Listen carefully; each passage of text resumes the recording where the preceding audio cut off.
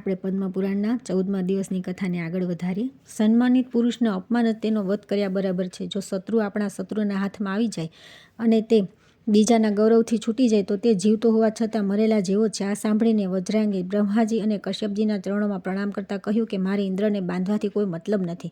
મેં તો માતાની આજ્ઞાનું પાલન કર્યું છે। હવે દેવ, તમે દેવતા અને અસુરોના પણ સ્વામી તથા મારા માનનીય પ્રપિતામહ છો, તેથી તમારી આજ્ઞાનું પાલન અવશ્ય કરીશ। લો, મેં આ ઇન્દ્રને મુક્ત કરી દીધો। મારું મન તપસ્યા કરવાનું છે, તેથી મારી તપસ્યા નિર્વિઘ્ને પૂરી થાય એવા આશીર્વાદ આપો। બ્રહ્માજી બોલ્યા કે વત્સ, તમે મારી આજ્ઞાને આધીન રહીને તપસ્યા કરો। તમારી ઉપર કોઈ આપત્તિ આવી શકશે નહીં। તમે પોતાના આ શુદ્ધ ભાવથી જન્મનું ફળ પ્રાપ્ત કરી લીધું છે। આ પ્રમાણે કહીને બ્રહ્માજીએ મોટી મોટી આંખોવાળી એક કન્યા ઉત્પન્ન કરી અને તેને વજ્રાંગને પત્ની રૂપે આપી દીધી। તે કન્યાનું નામ વારાંગી કહીને બ્રહ્માજી ત્યાંથી ચાલ્યા ગયા અને વજ્રાંગને તેને સાથે લઈને વનમાં તપસ્યા માટે ચાલ્યો ગયો। તે દૈત્યોની આંખો કમળપત્ર જેવી વિશાળ અને સુંદર હતી। તેની બુદ્ધિ શુદ્ધ હતી તથા તે મહાન તપસ્વી હતો। તેણે બંને હાથ ઉપર ઉઠાવીને ઊભા રહીને 1000 વર્ષ સુધી તપસ્યા કરી। ત્યાર પછી તેણે 1000 વર્ષ સુધી પાણીમાં ઊભા રહીને તપ કર્યું। તેણે જળમાં તપ કર્યું ત્યાં સુધી તેની પત્ની વરાંગી, જે મહાન પતિવ્રતા હતી, તે સરોવરના તટ પર ચૂપચાપ બેસી રહી અને કંઈ પણ ખાધા પીધા વિના તપસ્યામાં પ્રવૃત્ત થઈ ગઈ। તેના શરીરમાં ઘણું તેજ હતું। આમ કરતાં 1000 વર્ષ વ્યતીત થઈ ગયા। ત્યારે બ્રહ્માજી પ્રસન્ન થઈને તે સરોવરના કિનારે આવ્યા અને વજ્રાંગને આ પ્રમાણે કહ્યું કે દિતિનંદન, ઊભા થાઓ, હું તમારી બધી કામનાઓને પૂર્ણ કરીશ।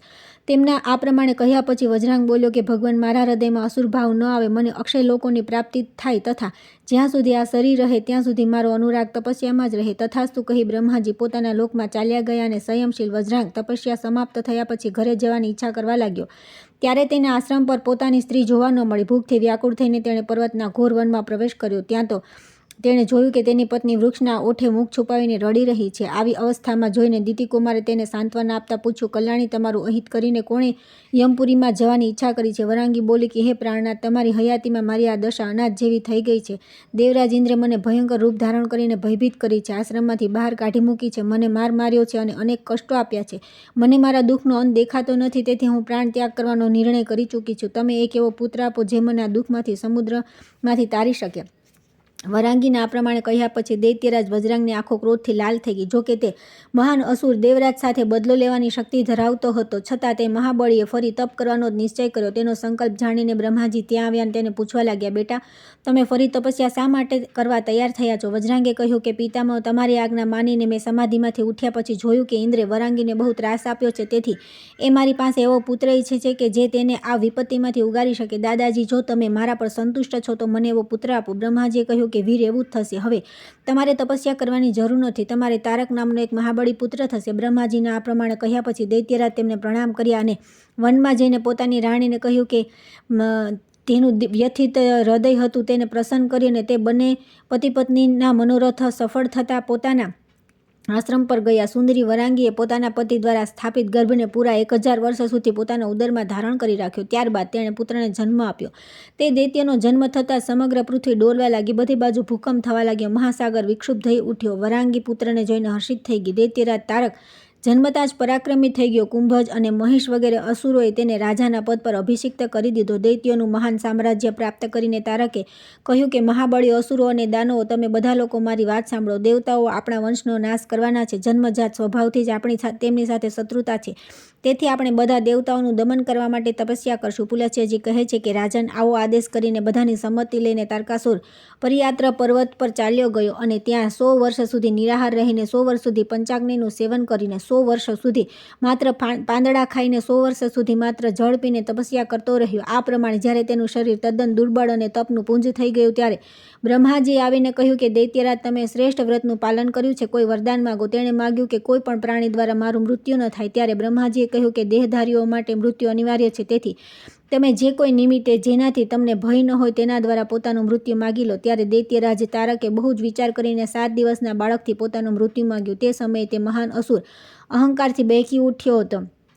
બ્રહ્માજી તથાસ્તુ કહીને ચાલ્યા ગયા અને દૈત્ય પોતાના ઘરે પાછો આવ્યો। ત્યાં જઈને તેણે પોતાના મંત્રીઓને કહ્યું કે તમે લોકો શીઘ્ર મારી સેના તૈયાર કરો।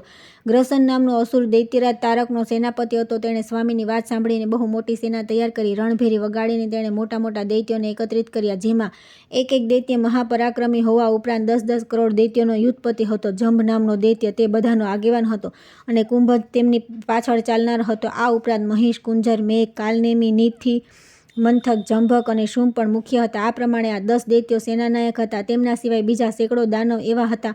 પોતાની ભુજાઓ પર પૃથ્વીને ધારણ કરવાની શક્તિ ધરાવતા હતા. દૈત્યોમાં સિંહ જેવા પરાક્રમી તારકાસુરની તે સેના અતિ ભયંકર દેખાતી હતી. તે સેના મદમસ્ત ગજરાજે ઘોડા અને રથોથી ભરચક હતી. પાયદળની સંખ્યા પણ ઘણી હતી. સેનામાં ચારે બાજુ પતાકાઓ ફરકી રહી હતી. આ દરમિયાન દેવતાઓ, દૂત, વાયુ, અસુર લોકમાં આવ્યા અને દાનવ સેનાની ગતિવિધિ જોઈને ઇન્દ્રને તેના સમાચાર આપવા માટે ગયા. દેવસભામાં જોઈને તેમણે દેવતાઓની સામે આ નવા સમાચાર આપ્યા. તે સાંભળી દેવરાજ ઇન્દ્રે આંખો બંધ કરીને બૃહસ્પતિજીને કહ્યું કે ગુરુદેવ, આ સમયે દેવતાઓની સામે દાનવોના ઘોર સંગ્રામનો અવસર ઉપસ્થિત થવા ઈચ્છે છે. આ વિશે અમારે શું કરવું જોઈએ? કોઈ નીતિયુક્ત સલાહ આપો. બૃહસ્પતિજીએ કહ્યું કે હે ઇન્દ્ર, સામનીતિ અને ચતુરીંગની સેના આ બે જ વિજયના અભિલાષી વીરોની સફળતાના સાધન છે. એ જ સનાતન રક્ષા કવચ છે. નીતિના 4 અંગ છે: સામ, ભેદ, દાન અને દંડ. જો આક્રમણ કરનાર શત્રુ લોભી હોય તો તેમના પર સન્માનિતનો પ્રભાવ પડતો નથી. જો તેઓ એકત્રિત અને સંગઠિત હોય તો તેમનામાં ફૂટ ઊભી કરી શકાતી નથી. તથા જે બળપૂર્વક બધું છીનવી લેવાની શક્તિ ધરાવે છે તેમની સામે દાન નીતિનો પ્રયોગ પણ સફળ થતો નથી. તેથી અહીં એક જ ઉપાય શેષ રહે છે, તે છે દંડ. જો તેમને યોગ્ય લાગે તો દંડનો પ્રયોગ કરો.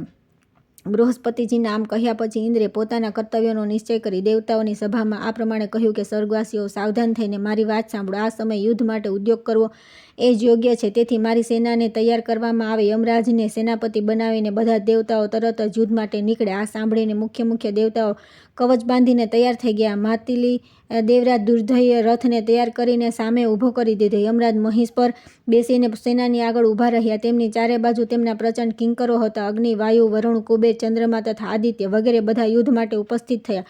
દેવતાઓની તે સેના 3 લોક માટે દુર્જય હતી. તેમાં 33 કરોડ દેવતાઓ હતા. ત્યાર પછી યુદ્ધ આરંભાયું. અશ્વિની કુમાર, મરુદગણ, સાધ્યગણ, ઇન્દ્ર, યક્ષ અને ગંધર્વ આ બધા મહાબળી એકસાથે મળીને દૈત્યરાજ તારક પર પ્રહાર કરવા લાગ્યા. તે બધાની પાસે વિવિધ પ્રકારના દિવ્ય શાસ્ત્રો હતા.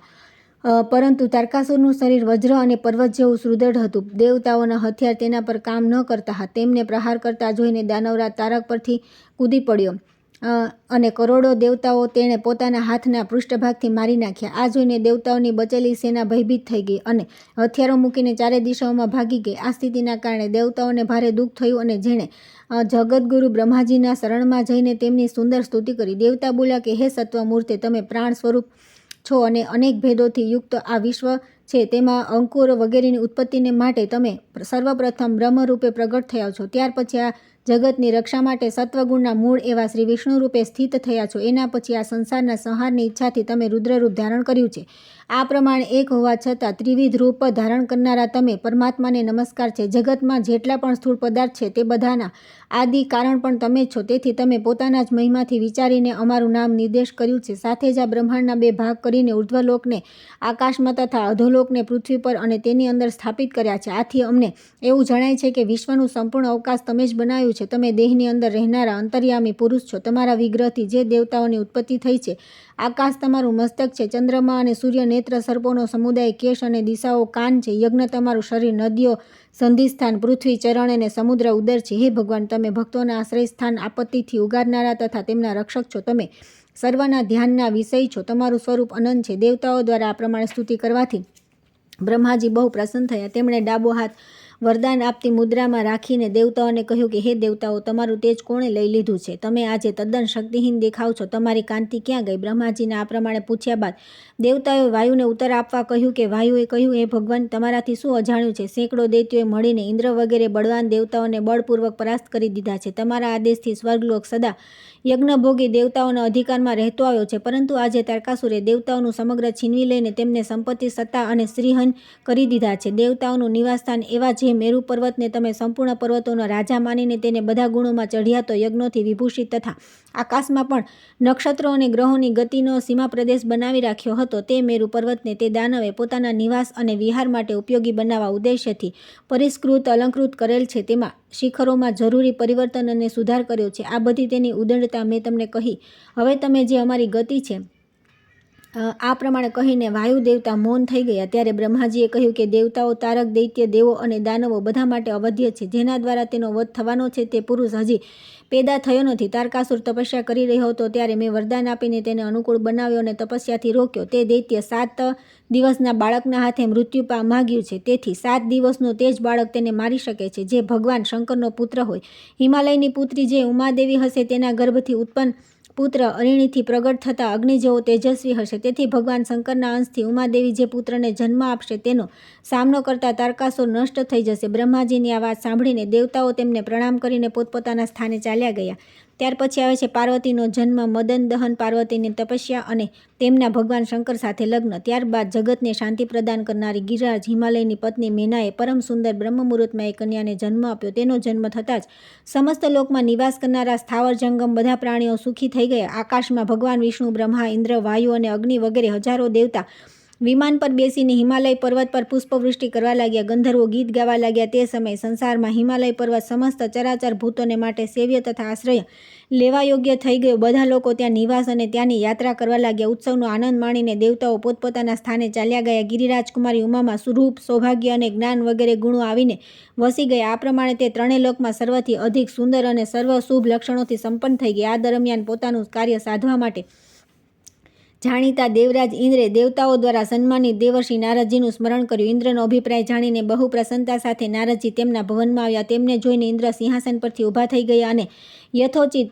પાદ્ય અર્ધ્ય દ્વારા તેમણે નારદજીની પૂજા કરી. પછી નારદજીએ જ્યારે તેમના કુશળ પૂછ્યા ત્યારે ઇન્દ્રે કહ્યું કે હે મુનિ, ત્રિભુવનમાં અમારી કુશળતાનું અંકુર તો જામી ગયું છે. હવે તેમાં ફળ લાગે તેવો પ્રયત્ન કરવા માટે મેં તમને યાદ કર્યા છે. આ બધી વાતો તમે જાણો જ છો, તેમ છતાં તમે પૂછ્યું છે, તેથી હું તમને કહું છું. ખાસ કરીને પોતાના મિત્રોનું પોતાના પ્રયોજનો કહીને દરેક પુરુષ બહુ શાંતિનો અનુભવ કરે છે. તેથી જ રીતે પાર્વતી દેવીના ભગવાન શંકર સાથે લગ્ન થાય તેના માટે આપણે બધાએ પ્રયત્ન કરવો જોઈએ. ઇન્દ્ર પાસેથી તેમની બધી વાત સમજી લીધા પછી નારદજીએ તેમની વિદાય લીધી અને તરત જ ગિરિરાજ હિમાલયના ઘરે ગયા. ગિરિરાજના દ્વારા ઘર પર પહોંચતા હિમાલયે બહાર આવીને મુનિને પ્રણામ કર્યા. હિમાલયનું ભવન પૃથ્વી પરની સુંદરતાનો એક નમૂનો હતો. તેમાં પ્રવેશ કરીને અનુપમ કાંતિ ધરાવતા મુનિવર નારદજીએ એક આસન પર બિરાજમાન થયા. પછી હિમાલયે તેમને યથાયોગ્ય અર્ધ્ય, પાદ્ય વગેરે અર્પણ કર્યા અને બહુ જ મધુર વાણીથી નારદજીના તપની કુશળતા પૂછી. તે સમયે ગિરિરાજ અતિ પ્રસન્ન હતા. મુનિએ પણ ગિરિરાજના કુશળ પૂછતા કહ્યું કે પર્વતરાજ, તમારું આ સ્થાન તપસ્યા માટે બહુ જ ઉપયોગી છે. તમારી કંદરાઓનો વિસ્તાર પણ વિશાળ છે. આ કંદરાઓમાં અનેક પાવન તથા તપસ્વી મુનિઓનો આશ્રય લઈને તમને પવિત્ર કર્યા છે. ગિરિરાજ, તમે ધન્ય છો, જેની ગુફામાં લોકનાથ ભગવાન શંકર શાંતિપૂર્વક ધ્યાનમાં બેઠા રહે છે. પુલત્યજી કહે છે કે દેવર્ષિ નારદની વાત પૂરી થયા પછી ગિરિરાજ હિમાલયના પત્ની મેના મુનિના દર્શન કરવાની ઈચ્છાથી તે ભવનમાં આવ્યા. તેઓ લજ્જા અને પ્રેમથી ઓતપ્રોત હતા. તેમની પાછળ તેમની પુત્રી પણ આવી રહી હતી. દેવર્ષિ નારદ મહાન તેજસ્વી હતા. તેમને જોઈને મેનાએ પ્રણામ કર્યા. તે સમયે તેમનું મુખ પાલવથી ઢંકાયેલું હતું અને કમળ જેવા બંને હાથ જોડેલા હતા. અમિત તેજસ્વી દેવર્ષિએ મહાભાગા મેનાને જોઈને પોતાના અમૃતમય આશીર્વાદથી તેમને પ્રસન્ન કર્યા. તે સમયે ગિરિરાજકુમારી ઉમા અદ્ભુત તેજસ્વી નારદજીને ચકિત થઈને જોઈ રહી હતી. દેવર્ષિએ પ્રેમપૂર્ણ વાણીમાં કહ્યું કે બેટી, અહીં આવો. તેમના બોલાવાથી ઉમા પિતાના ગળામાં હાથ નાખીને તેમના ખોળામાં બેસી ગઈ. ત્યારે મેનાએ કહ્યું કે બેટી, દેવર્ષિને પ્રણામ કરો. ઉમાએ પ્રણામ કર્યા. ત્યાર પછી મેનાએ સ્વાભાવિક રીતે પુત્રીના શારીરિક લક્ષણોને જાણવા માટે પોતાની સખીના મુખે ધીરેથી કહેવડાવ્યું કે મુનિ, આ કન્યાના સૌભાગ્ય સૂચક ચિહ્નોને જોવાની કૃપા કરો. આ સાંભળીને મુનિવર નારદજી સ્મિત સહ બોલ્યા કે ભદ્રે, આ કન્યાના પતિનો જન્મ થયો નથી. આ લક્ષણોથી રહિત છે. આનો એક હાથ સદા સીધો ઉત્તાન રહેશે. આના ચરણ વ્યભિચારી લક્ષણોથી યુક્ત છે, પરંતુ તેમની કાંતિ બહુ સુંદર હશે. આ જ આનું ભવિષ્યફળ છે. નારદજીની વાત સાંભળીને હિમવાન ભયથી ગભરાઈ ગયા. તેમની ધીરજ ખૂટી ગઈ. તેઓ આંખોમાં આંસુ સારતા ગદગદ કંઠે બોલ્યા કે અત્યંત દોષથી પૂર્ણ સંસારની ગતિને જાણી શકાય એમ નથી. તેનું જ્ઞાન થવું મુશ્કેલ છે. શાસ્ત્રકારોએ શાસ્ત્રોમાં પુત્રને નરકમાંથી ઉગારનાર કહીને સદા પુત્રની પ્રાપ્તિની પ્રશંસા કરી છે, પરંતુ આ વાત લોકોને મોહિત કરવા માટે છે, કેમ કે સ્ત્રી વિના કોઈ જીવની ઉત્પત્તિ થઈ શકતી નથી, પરંતુ સ્ત્રી જાતિ સ્વભાવથી દીન અને દયાપાત્ર છે. શાસ્ત્રોમાં આવું ફળદાયક વિધાન અનેકવાર કર્યું છે કે શુભ લક્ષણોવાળી સુશીલા કન્યા 10 પુત્રો સમાન છે. પરંતુ મહારાજ, તમે મારી પુત્રીના શરીરમાં માત્ર દોષો જ કહ્યા છે. તે સાંભળીને મારા પર મોહ છવાઈ ગયો છે. હું સુકાઈ ગયો છું. મને બહુ ભારે ગ્લાનિ અને વિષાદ થઈ રહ્યો છે. મુને મારા પર અનુગ્રહ કરીને કન્યા સંબંધી દુઃખનું નિવારણ કરો. હે દેવર્ષે, તમે કહ્યું કે આના પતિનો જન્મ થયો નથી. આ એવો દુર્ભાગ્ય છે જેની ક્યાંય તુલના નથી. આ અસહ્ય દુઃખ છે. હાથ પગમાં જે રેખાઓ હોય છે તે મનુષ્ય અથવા દેવજાતિના લોકોને શુભ અને અશુભ ફળની સૂચના આપનારી છે, તો તમે એને લક્ષણહીન કહી છે. સાથે એવું પણ કહ્યું છે કે આનો એક હાથ સદા પહોળો રહેશે, પરંતુ ચત્તો હાથ તો સદા યાચકોનો જ હોય છે. તેઓ બધાની સામે હાથ ફેલાવીને માગતા જોવામાં આવે છે, પરંતુ જેના શુભ કર્મનો ઉદય થયો છે, જેઓ ધન્ય તથા દાની છે, તેનો સીધો હાથ જોવામાં આવતો નથી. તમે આ કન્યાની ઉત્તમ કાંતિ બતાવવાની સાથે એમ પણ કહ્યું કે આના ચરણ વ્યભિચારી લક્ષણોથી યુક્ત છે. તેથી હે મુને, તે ચિહ્નથી પણ મને કલ્યાણની આશા દેખાતી નથી. નારદજી બોલ્યા કે ગિરિરાજ, તમે તો અપાર હર્ષના સ્થાને દુઃખની વાત કરી રહ્યા છો. હવે મારી વાત સાંભળો. મેં પહેલાં જે કંઈ કહ્યું હતું તેમાં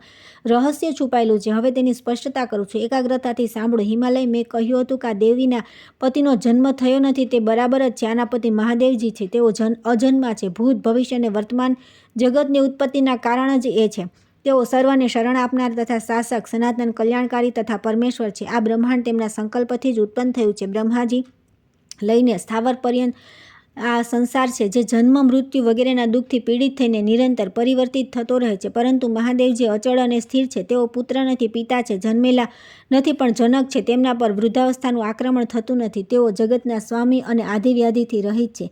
એ સિવાય મેં તમારી કન્યાને લક્ષણોથી રહિત કહી છે. તેનો યથાર્થ અભિપ્રાય સાંભળો. શરીરના અવયવોમાં જે ચિહ્ન અથવા રેખાઓ હોય છે તે સીમિત આયુષ્ય, ધન અને સૌભાગ્યને વ્યક્ત કરનારી હોય છે, પરંતુ જે અનંત અને અપ્રમેય છે તેના અમિત સૌભાગ્યને સૂચિત કરનાર કોઈ ચિહ્ન કે લક્ષણ શરીરમાં હોતું નથી. હે મહામતી, તેથી મેં કહ્યું કે આના શરીરમાં કોઈ લક્ષણ નથી. આ સિવાય એમ કહેવામાં આવ્યું કે આનો એક હાથ સદા ચત્તો રહેશે. તેનો આશય એ કે તે વરદાન આપનાર હાથ ઉત્તાન હોય છે. દેવીનો હાથ વરદ મુદ્રાથી યુક્ત હશે. આ દેવતા અસુર અને મુનિઓના સમુદાયને વરદાન આપશે, તથા જે આના ચરણોને ઉત્તમ કાંતિ અને વ્યભિચારી લક્ષણોથી યુક્ત કહ્યા છે તેની વ્યાખ્યા પણ મારા મુખે સાંભળો. ગિરિશ્રેષ્ઠ, આ કન્યાના ચરણ કમળ જેવા અરુણ રંગના છે. તે ચરણ પર નખોની ઉજ્જવળ કાંતિ પડવાથી સ્વચ્છ આવી ગઈ છે. દેવતાઓ અને અસુરો જ્યારે આમને પ્રણામ કરશે ત્યારે તેમના મુગટમાં જડેલા મણિઓની કાંતિ આના ચરણોમાં પ્રતિબિંબ થશે. તે સમયે તે ચરણ પોતાનો સ્વાભાવિક રંગ છોડીને વિચિત્ર રંગના દેખાશે. તેમના આ પરિવર્તન અને વિચિત્રતાને જ વ્યભિચાર કહ્યો છે. તેથી તમારે કોઈ વિપરીત શંકા ન કરવી જોઈએ. હે મહીધર, આ જગતનું ભરણ પોષણ કરનારા વૃષભધ્વજ મહાદેવજીની પત્ની છે. આ સંપૂર્ણ લોકની જનની તથા ભૂતોને ઉત્પન્ન કરનારી છે. આની કાંતિ પરમ પવિત્ર છે. આ સાક્ષાત શિવા છે અને તમારા કુળને પવિત્ર કરવા માટે જ આ તમારા ઘરે જન્મી છે. તેથી આ જ રીતે શીઘ્ર ભગવાન શંકરનો સંયોગ પ્રાપ્ત કરે તેવો ઉપાય તમારે વિધિપૂર્વક કરવો જોઈએ. આમ કરવાથી દેવતાઓનું એક મહાન કાર્ય સિદ્ધ થશે. પુલત્સ્યજી કહે છે કે હે રાજન, નારદજીના મુખે આ બધી વાતો સાંભળીને મેનાના પતિ હિમાચલે પોતાને નવો જન્મ થયો એવું માન્યું. તેઓ હર્ષ સાથે બોલ્યા કે પ્રભુ, તમે ઘોર અને દુસ્તર નરકમાંથી મારો ઉદ્ધાર કરી દીધો. મને તમારા જેવા સંતાનો દર્શન ખરેખર અમોઘ ફળ આપનારા છે. તેથી આ કાર્યમાં મારી કન્યાના લગ્ન સંબંધમાં તમે સમય પર યોગ્ય આદેશ આપતા રહેજો, જેથી આ કાર્ય નિર્વિઘ્નતાપૂર્વક સંપન્ન થઈ શકે. ગિરિરાજના આ પ્રમાણે કહ્યા બાદ નારદજી પ્રસન્નતાથી બોલ્યા કે શૈલરાજ, બધું કાર્ય સિદ્ધ જ સમજો. આ પ્રમાણે કરવાથી દેવતાઓ પણ કાર્ય સિદ્ધ થશે અને આમાં તમને પણ મહાન લાભ છે. આ પછી નારદજી દેવલોકમાં ઇન્દ્રને મળ્યા અને કહ્યું કે દેવરાજ, તમે મને જે કાર્ય સોંપ્યું હતું તે તો મેં કરી દીધું, પરંતુ હવે કામદેવના બાણોથી સિદ્ધ થવા યોગ્ય કાર્ય ઉપસ્થિત થયું છે. કાર્યને જોનારા નારદજીની વાત સાંભળીને દેવરાજ ઇન્દ્રે આંબાના મોરને જ અસ્ત્રના રૂપમાં પ્રયોગ કરનાર કામદેવનું સ્મરણ કર્યું. કામદેવને સામે પ્રગટ થયેલા જોઈને ઇન્દ્રે તેને કહ્યું કે રતિનાથ, તમને વધારે સમજાવવાની ક્યાં જરૂર છે? તમે તો સંકલ્પથી જ ઉત્પન્ન થયા છો, તેથી દરેક પ્રાણીના મનની વાતને જાણો છો. સ્વર્ગવાસીઓનું હિત થાય એવું કાર્ય કરો. મનોભાવ ગિરિરાજ કુમારી ઉમા સાથે ભગવાન શંકરનો શીઘ્ર સંયોગ કરાવો. આ મધુમાસને પણ સાથે લેતા જાઓ તથા પોતાની પત્ની રતિની પણ મદદ લો. કામદેવ બોલ્યા કે હે દેવ, આ સામગ્રી મુનિઓ અને દાનવોને માટે તો બહુ કારગત છે, પરંતુ ભગવાન શંકરને આનાથી વશમાં કરવા કઠણ છે. ઇન્દ્રે કહ્યું કે રતિકાંત, તમારી શક્તિથી મને ખબર છે કે તમારા દ્વારા આ કાર્ય સિદ્ધ થવામાં લેશ માત્ર પણ શંકા નથી. ઇન્દ્રના આ પ્રમાણે કહ્યા પછી કામદેવ પોતાના મિત્ર મધુમાસને લઈને રતિની સાથે તરત હિમાલયના શિખર પર ગયા. ત્યાં જઈને તેણે કાર્યની સિદ્ધિ માટે વિચાર્યું કે મહાત્મા પુરુષ અવિચળ હોય છે. તેમના મનને વશ કરવું અત્યંત દુષ્કર કાર્ય છે. તેને પહેલાં જ ક્ષુબ્ધ કરીને તેના પર વિજય પ્રાપ્ત કરી શકાય છે. પ્રથમ મનનું સંશોધન કરી લેવાથી જ પ્રાય સિદ્ધ પ્રાપ્ત થાય છે. હું મહાદેવજીના અંતઃકરણમાં પ્રવેશ કરીને ઇન્દ્રિયોને વ્યાપ્ત કરીને રમણીય સાધનો દ્વારા મારું કાર્ય કરીશ. આવું વિચારીને તે ભગવાન ભૂતનાથના આશ્રમ પર ગયો. તે આશ્રમ પૃથ્વીનું સારભૂત સ્નાન હતું. ત્યાં ની વેદી દેવદાર વૃક્ષોથી શોભી રહી હતી. કામદેવ કે જેનો અંતકાળ નજીક આવી રહ્યો હતો ધીરે ધીરે આગળ વધીને જોયું કે ભગવાન શંકર ધ્યાનમાં બેઠા છે. તેમના અધખુલ્લા નેત્ર અર્ધવિકસિત કમળદળ જેવા શોભી રહ્યા છે. તેમની દ્રષ્ટિ સીધી અને નાસિકાના અગ્રભાગ પર સ્થિત છે. શરીર પર ઉપવસ્ત્ર રૂપે અત્યંત રમણીય વ્યાકચર્મ લટકી રહ્યું છે. કાનોમાં ધારણ કરેલા સર્પોના ફૂંફાડામાંથી નીકળેલ ગરમ આંચથી તેમનું મુખ થોડું લાલ થઈ ગયું છે. હવાથી હાલી રહેલી લાંબી લાંબી જટાઓ તેમના ગાલોનો સ્પર્શ કરી રહી છે. વાસુકી નાગનું યજ્ઞોપવી ધારણ કરવાથી તેમની નાભીના મૂળ ભાગમાં વાસુકીના મુખ અને પૂંછડી ચોટેલા દેખાય છે. તેઓ હાથ જોડીને બ્રહ્માના ચિંતનમાં સ્થિર છે અને તેમને સર્પોના આભૂષણો ધારણ કરેલા છે. ત્યાર પછી વૃક્ષની શાખા પરથી ભમરાની જેમ ઝણકાર કરીને કામદેવે ભગવાન શંકરના કાન દ્વારા હૃદયમાં પ્રવેશ કર્યો. કામનો આધારભૂત તે મધુર ઝણકાર સાંભળીને શંકરજીના મનમાં રમણની ઈચ્છા જાગૃત થઈ અને તેમણે પોતાની પ્રાણવલ્લભા દક્ષકુમારી સતીનું સ્મરણ કર્યું. ત્યારે સ્મરણપથમાં આવેલી સતી તેમની નિર્મળ સમાધિ ભાવનાને ધીરે ધીરે લુપ્ત કરીને સ્વયં લક્ષ્ય સ્થાનમાં આવી ગઈ અને પછી તેમણે પ્રત્યક્ષ રૂપે ઉપસ્થિત હોય એમ લાગ્યું. પછી તો ભગવાન તેમની સ્મૃતિમાં તન્મય થઈ ગયા. આ ઓચિંતા વિઘ્ને તેમના અંતઃકરણને આવૃત કરી લીધું. દેવતાઓના અધીશ્વર શિવ ક્ષણવાર માટે કામના વિકારને પ્રાપ્ત થઈ ગયા. પરંતુ આ અવસ્થા વધારે સમય ન રહી. કામદેવની માયા સમજીને તેમના હૃદયમાં થોડા ક્રોધનો આવિર્ભાવ થયો. તેમણે ધૈર્યપૂર્વક કામના પ્રભાવને દૂર કર્યો અને સ્વયં યોગમાયાથી આવૃત થઈને દ્રઢતાપૂર્વક સમાધિમાં સ્થિત થઈ ગયા. તે યોગમાયાના આવેશથી કામદેવ બળવા લાગ્યો. તેથી તે તેમના હૃદયમાંથી બહાર નીકળી ગયો. બહાર આવીને તે એક સ્થાન પર ઊભા રહ્યા. તે સમયે તેમની સહાયમાં રતિ અને મિત્ર વસંત આ બંનેએ તેનું અનુસરણ કર્યું. પછી કામદેવે અંબાના મોરરૂપી બાણ લઈને તેને મોહન શાસ્ત્રથી અભિમંત્રિત કર્યું અને તેને પોતાના પુષ્પમય ધનુષ્ય પર મૂકીને તરત જ મહાદેવના વક્ષસ્થળ પર છોડી દીધું. ઇન્દ્રિયોના સમુદાય પર વિંધાઈ જતા ભગવાન શિવે કામદેવ પર દ્રષ્ટિપાત કરતા પછી તો તેમનું મુખ ક્રોધના આવેગથી અત્યંત ભયાનક થઈ ગયું. તેમના ત્રીજા નેત્રની જ્વાળા પ્રજ્વલિત થઈ ઉઠી. રૌદ્ર શરીરધારી ભગવાન રુદ્રનું તે નેત્ર એવું ભયંકર દેખવા લાગ્યું કે જાણે સંસારનો સંહાર કરવા માટે તે ખુલ્યું હોય. મદન પાસે જ ઊભા હતા. મહાદેવજી તો નેત્રોથી મદને લક્ષ્ય બનાવ્યો. દેવતાઓ ત્રાહી ત્રાહી કહીને બૂમો પાડતા રહી ગયા અને મદન તે નેત્રમાંથી નીકળતા તણખાઓના પડીને ભસ્મ થઈ ગયો. કામદેવને દગ્ધ કરીને તે અગ્નિ સમસ્ત જગતને બાળવા માટે વધવા લાગ્યો. આવું જાણીને ભગવાન શિવજીએ તેમાં કામાગ્નિને આંબાનું વૃક્ષ, વસંત, ચંદ્રમાં પુષ્પસમૂહ, ભ્રમર તથા કોયલના મુખમાં વહેંચી દીધો. મહાદેવજી બહાર અને અંદર પણ કામદેવના બાણોથી વિંધાયેલા હતા. તેથી ઉપરના સ્થાનોમાં તે અગ્નિના વિભાગ કરીને તેઓ તે દરેકને પ્રજ્વલિત કામાગ્નિના રૂપમાં જોવા લાગ્યા. તે કામાગ્નિ સંપૂર્ણ લોકને ક્ષોભમાં રાખનારો, તેના પ્રસારને રોકવો મુશ્કેલ છે. કામદેવને ભગવાન શિવના ક્રોધાગ્નિથી ભસ્મ કરેલા જોઈને રતિ તેના સખા વસંતની સાથે જોર જોરથી રડવા લાગી. પછી તે ત્રિનેત્રધારી ભગવાન શિવના શરણમાં ગઈ અને ધરતી પર ઘૂંટડો ટેકવીને સ્તુતિ કરવા લાગી. રતિ બોલી કે જે સર્વના મન છે, આ જગત જેમનું સ્વરૂપ છે અને જેઓ અદ્ભુત માર્ગે ચાલનારા છે તે કલ્યાણમય શિવને નમસ્કાર છે. જેઓ સર્વના શરણ આપનાર તથા પ્રાકૃત ગુણોથી રહિત છે તે ભગવાન શિવને નમસ્કાર છે. વિવિધ લોકમાં સમૃદ્ધિનો વિસ્તાર કરનાર શિવને નમસ્કાર છે. ભક્તોને મનોવાંછિત વસ્તુ આપનાર મહાદેવજીને પ્રણામ છે. કર્મોને ઉત્પન્ન કરનાર મહેશ્વરને નમસ્કાર છે. હે પ્રભુ, તમારું સ્વરૂપ અનંત છે, તમને સદા નમસ્કાર છે. હે દેવ, તમે લલાટમાં ચંદ્રમાને ધારણ કરો છો, તમને નમસ્કાર છે. તમારી લીલાઓ અપાર છે, તેમના વડે તમારી ઉત્તમ સ્તુતિ થતી રહે છે. વૃષભરાજ નંદી તમારું વાહન છે. તમે દાનવોના ત્રણેય પુરોનો અંત કરનારા છો, તમને નમસ્કાર છે. તમે સર્વત્ર પ્રસિદ્ધ છો અને વિવિધ પ્રકારના રૂપ ધારણ કરો છો, તમને નમસ્કાર છે. કાલ સ્વરૂપ તમને નમસ્કાર છે. કાલ સંખ્ય રૂપ તમને નમસ્કાર છે તથા કાલ અને કલ બંનેથી અતીત આપ પરમેશ્વરને નમસ્કાર છે. તમે ચરાચર પ્રાણીઓના આચારનો વિચાર કરનારાઓમાં સર્વથી મહાન આચાર્ય છો. પ્રાણીઓની ઉત્પત્તિ તમારા સંકલ્પથી થઈ છે. તમારા લલાટમાં ચંદ્રમાં શોભી રહ્યો છું. હું મારા પ્રિયતમની પ્રાપ્તિ માટે આપ મહેશ્વરના શરણે આવી છું. હે ભગવાન, મારી કામનાને પૂર્ણ કરનારા અને યશને વધારનારા મારા પતિ મને આપો. હું જેમના વિના જીવિત રહી શકું એમ નથી. હે પરમેશ્વર, પ્રિયાને માટે પ્રિયતમ જ નિત્ય સેવ્ય છે. તેનાથી વધીને સંસારમાં બીજું કોણ છે? તમે સર્વના પ્રભુ, પ્રભાવશાળી તથા પ્રિય વસ્તુની ઉત્પત્તિના કારણ છો. તમે જ આ ભુવનના સ્વામી અને રક્ષક છો. તમે પરમ દયાળુ અને ભક્તોના ભયને દૂર કરનારા છો. પુલસ્ત્યજી કહે છે કે કામદેવની પત્ની રતિ આ પ્રમાણે સ્તુતિ કરવાથી ચંદ્રશેખર ભગવાન શંકર તેની સામે જોઈને મધુર વાણીમાં બોલ્યા કે સુંદરી, યથા સમય આ કામદેવ ઉત્પન્ન થશે. સંસારમાં તે અનંગ નામે પ્રસિદ્ધ થશે. ભગવાન શિવ આ પ્રમાણે કહ્યા પછી કામની પત્ની રતિ તેમના ચરણોમાં મસ્તક ઝુકાવીને હિમાલયના બીજા ઉપવનમાં ચાલી ગઈ. ત્યાં નારદજીના કહેવાથી હિમવાન પોતાની કન્યાને વસ્ત્રાભૂષણથી વિભૂષિત કરીને તેની 2 સખીઓ સાથે ભગવાન શંકરની પાસે લઈને આવી રહ્યા હતા. રસ્તામાં રતિના મુખે મદન દહનના સમાચાર સાંભળીને તેમના મનમાં થોડો ભય ઉત્પન્ન થયો. તેણે કન્યા સાથે પોતાના નગરમાં પાછા જવાનો વિચાર કર્યો. આ જોઈને સંકોચશીલ પાર્વતીએ પોતાની સખીઓના મુખે પિતાને કહેવડાવ્યું, તપસ્યાથી અભીષ્ટ વસ્તુની પ્રાપ્તિ થાય છે. તપ કરનારાઓ માટે કંઈ જ દુર્લભ નથી. સંસારમાં તપસ્યા જેવું સાધન હોવા છતાં લોકો વ્યર્થ દુર્ભાગ્યની આશંકા સેવે છે.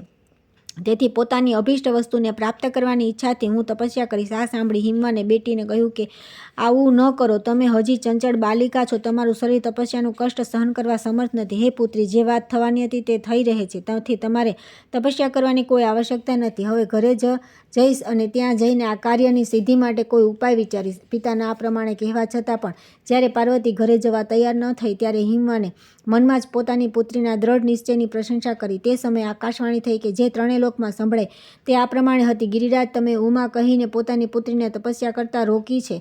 તેથી સંસારમાં આનું નામ ઉમા થશે. આ મૂર્તિમાન સિદ્ધિ છે. પોતાની કામનાની વસ્તુને તે અવશ્ય પ્રાપ્ત કરશે. આવી આકાશવાણી સાંભળીને હિમવાને પુત્રીને તપ કરવાની આજ્ઞા આપી દીધી અને સ્વયં પોતાના ભવન પર ચાલ્યા ગયા. પાર્વતી પોતાની બંને સખીઓની સાથે હિમાલયના તે પ્રદેશમાં ગઈ જ્યાં દેવતાઓ માટે પણ પહોંચવું દુર્ગમ હતું.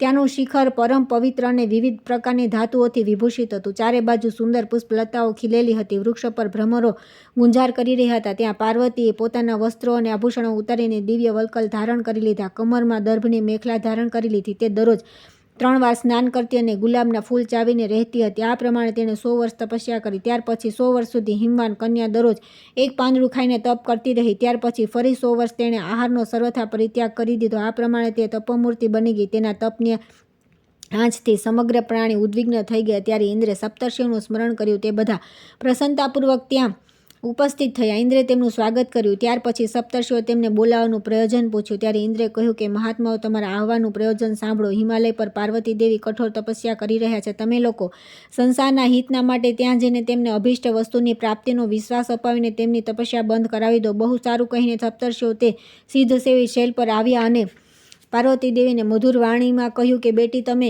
કયા ઉદ્દેશ્યથી અહીં તપ કરી રહ્યા છો? પાર્વતી દેવીએ મુનિઓનું ગૌરવનું ધ્યાન રાખીને આદરપૂર્વક કહ્યું કે હે મહાત્માઓ, તમે પ્રાણી માત્રના મનોરથને જાણો છો. મોટા ભાગે બધા દેહધારીઓ એવી જ વસ્તુની અભિલાષા કરે છે જે અત્યંત દુર્લભ હોય. હું ભગવાન શંકરને પતિરૂપે પ્રાપ્ત કરવાનો પ્રયત્ન કરી રહી છું. તેઓ સ્વભાવથી દુરાધ્ય છે. દેવતાઓ અને અસુરો પણ જેમના સ્વરૂપને નિશ્ચિત રૂપે જાણતા નથી, જેઓ પારમાર્થિક ક્રિયાઓના એક માત્ર આધાર છે, જે વિતરાગ મહાત્માએ કામદેવને બાળીને ભસ્મ કરી નાખ્યો છે. આવા મહાન મહિમાવંત શિવને મારા જેવી તુચ્છ અબળા કઈ રીતે આરાધના દ્વારા પ્રસન્ન કરી શકે? પાર્વતીના આ પ્રમાણે કહ્યા પછી મુનિઓએ તેમના મનની મક્કમતા જાણવા માટે કહ્યું કે બેટી, સંસારમાં 2 પ્રકારનું સુખ જોવામાં આવે છે. એક તો તે છે જેનો સંબંધ શરીર સાથે હોય અને બીજું મનની શાંતિ અને આનંદ પ્રદાન કરનાર હોય. જો તમે પોતાના શરીર માટે નિત્ય સુખની ઈચ્છા કરો છો તો તમને ઘૃણિત વેશમાં રહેનાર ભૂત પ્રેતોના સાથી મહાદેવ પાસેથી તે સુખ ક્યાંથી મળી શકશે? અરે, તેઓ ફૂફાડા મારતા ભયંકર સર્પોના આભૂષણ પહેરે છે, સ્મશાન ભૂમિમાં રહે છે અને રૌદ્ર રૂપધારી પ્રથમ ગણ સદા તેમની સાથે રહે છે. તેમના કરતાં તો લક્ષ્મીપતિ ભગવાન વિષ્ણુ ઘણા સારા છે. તેઓ આ જગતના પાલક છે. તેમના સ્વરૂપની ક્યાંય તુલના થઈ શકે એમ નથી. તથા તેઓ યજ્ઞભોગતા દેવતાઓના સ્વામી છે. તમે તેમને પ્રાપ્ત કરવાની ઈચ્છા કેમ કરતા નથી? અથવા બીજા કોઈ દેવતાને પ્રાપ્ત કરવાની તમને માનસિક સુખની પ્રાપ્તિ થઈ શકે? જે વર તમે ઈચ્છો છો તેને પ્રાપ્ત કરવામાં બહુ મુશ્કેલી છે. તેમ છતાં કદાચ પ્રાપ્ત થઈ જાય તો તે ફળ વિનાના વૃક્ષ જેવો છે. તેનાથી તમને સુખ મળશે નહીં. આ શ્રેષ્ઠ મુનિઓના આ પ્રમાણે કહ્યા પછી પાર્વતી દેવી ક્રોધિત થઈ ગયા. તેમણે હોઠ ફરકવા લાગ્યા અને તેઓ ક્રોધથી લાલ આંખો કરીને બોલ્યા કે મહર્ષિઓ, દુરાગ્રહી માટે કઈ નીતિ છે? જેમની સમજ ઉલટી હોય છે તેમને આજ સુધી કોણ રસ્તા પર લાવી શક્યું છે? મને પણ આવી જ સમજો. તેથી મારા વિશે વધારે વિચારવાની જરૂર નથી. તમે બધા પ્રજાપતિ જેવા છો, બધું જોનાર અને સમજનાર છો, છતાં પણ એ વાતની નક્કી છે કે તમે તે જગત પ્રભુ સનાતન દેવ શંકરને જાણતા નથી. તેઓ અજન્મા ઈશ્વર અને અવ્યક્ત છે. તેમનો મહિમા અનંત છે. તેમના અલૌકિક કર્મોનું ઉત્તમ રહસ્ય સમજવું તો દૂર, તેમના સ્વરૂપનો બોધ પણ થઈ શકે તેમ નથી. શ્રી વિષ્ણુ અને બ્રહ્મા વગેરે દેવેશ્વરો પણ તેમને યથાર્થ રૂપે જાણતા નથી. હે બ્રહ્મર્ષિઓ, તેમનો આત્મવૈભવ સમસ્ત ભુવનોમાં ફેલાયેલો છે, સંપૂર્ણ પ્રાણીઓની સામે પ્રગટ છે. શું આ વાત પણ તમે જાણતા નથી? તમે એ તો કહો કે આ આકાશ કોનું સ્વરૂપ છે? આ અગ્નિ, આ વાયુ કોના સ્વરૂપ છે? પૃથ્વી અને જળ કોના વિગ્રહ છે? તથા ચંદ્રમા અને સૂર્ય કોના નેત્ર છે? પાર્વતી દેવીની વાત સાંભળીને સપ્તર્ષિઓ ત્યાંથી તે સ્થાન પર ગયા. જ્યાં ભગવાન શિવ બિરાજમાન હતા. તેમણે ભક્તિપૂર્વક નમસ્કાર કરીને ભગવાનને કહ્યું કે હે સ્વર્ગના અધીશ્વર મહાદેવ, તમે દયાળુ દેવતા છો. ગિરિરાજ હિમાલયની પુત્રી તમારા માટે તપસ્યા કરી રહી છે. અમે લોકો તેમનો મનોરથ જાણીને તમારી પાસે આવ્યા છીએ. તમે યોગ, માયા, મહિમા અને ગુણોના આશ્રય છો. તમને પોતાના નિર્મળ ઐશ્વર્યનું અભિમાન નથી. શરીરધારીઓમાં અમે અધિક પુણ્યશાળી છીએ કે જેથી મહિમાવંત એવા તમારા દર્શન કરી રહ્યા છે. ઋષિઓના મધુર અને હિતકર વચન સાંભળીને વાગીશ્વરોમાં શ્રેષ્ઠ ભગવાન શંકરે હસીને કહ્યું કે મુનિવરો, હું જાણું છું કે સંસારના રક્ષાની દ્રષ્ટિથી વાસ્તવમાં આ કાર્ય બહુ ઉત્તમ છે, પરંતુ આ બાબતમાં મને હિમવાન પર્વત માટે જ શંકા છે. કદાચ તો પોતાની કન્યાના લગ્ન મારી સાથે ન કરે એમાં શંકા નથી. જે લોકો કાર્યસિદ્ધિ માટે પ્રયત્ન કરે છે તેઓ સદા ઉત્કંઠિત રહ્યા છે. ઉત્કંઠા હોવાથી મોટા મોટા મહાત્માઓ મનમાં પણ ઉતાવળ આવી જાય છે. તેમ છતાં વિશિષ્ટ વ્યક્તિઓએ લોકમર્યાદાનું અનુસરણ કરવું જ જોઈએ, કેમ કે આનાથી ધર્મમાં વૃદ્ધિ થાય છે અને અન્ય લોકો માટે પણ આદર્શ સ્થાપિત થાય છે. ભગવાનના આ પ્રમાણે કહ્યા પછી સપ્તર્ષિઓ તરત હિમાલયના ભવનમાં ગયા. ત્યાં હિમાને આદર સહિત તેમનું પૂજન કર્યું. તેનાથી પ્રસન્ન થઈ તે મુનિઓ ઉતાવળના કારણે સંક્ષેપમાં બોલ્યા, ગિરિરાજ, તમારી પુત્રી માટે સાક્ષાત પિનાકધારી ભગવાન શંકર તમારી પાસે યાચના કરે છે. તેથી તમે તમારી પુત્રી ભગવાન શંકરને સમર્પિત કરીને પોતાને ધન્ય બનાવો. આ દેવતાઓનું કાર્ય છે. જગતનો ઉદ્ધાર કરવા માટે જ આ પ્રયત્ન કરવામાં આવી રહ્યો છે. તેમના આ પ્રમાણે કહેવાથી હિમવાન આનંદ વિભોર થઈ ગયા. પછી તેઓ હિમવાનને સાથે લઈને પાર્વતીજીની પાસે ગયા. ઉમા તપસ્યાના કારણે તેજસ્વી દેખાતા હતા. તેમણે પોતાના તેજથી સૂર્ય અને અગ્નિને પણ માત કરી દીધા હતા. મુનિઓએ જ્યારે સ્નેહપૂર્વક તેમના મનોના ભાવને જાણવા પૂછ્યું ત્યારે ઉમાએ સારગર્ભિત વચન કર્યા, હું પિનાકધારી ભગવાન રુદ્ર સિવાય બીજા કોઈને ચાહતી નથી. તેઓ પ્રાણી માત્રના આત્મા છે. તેઓ સર્વને સમૃદ્ધિ પ્રદાન કરવાવાળા છે. ધીરતા અને ઐશ્વર્ય વગેરે ગુણો તેમનામાં જ શોભાયમાન થઈ રહ્યા છે. આગળની કથા આવતીકાલે.